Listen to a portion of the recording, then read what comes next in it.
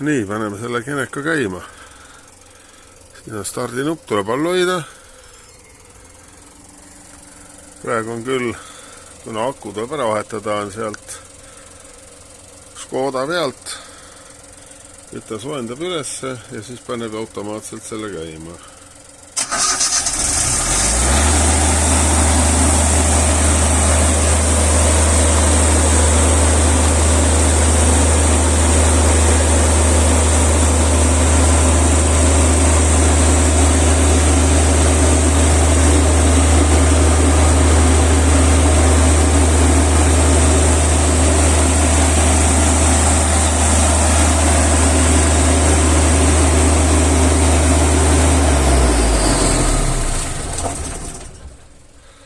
Seisma, siit käib ka seisma, generaator seisma, pealüliti välja, massilüliti välja.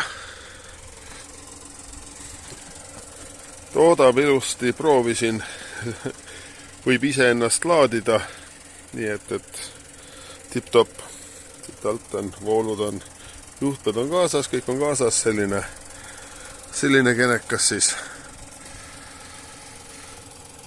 Ukraina, aitüma!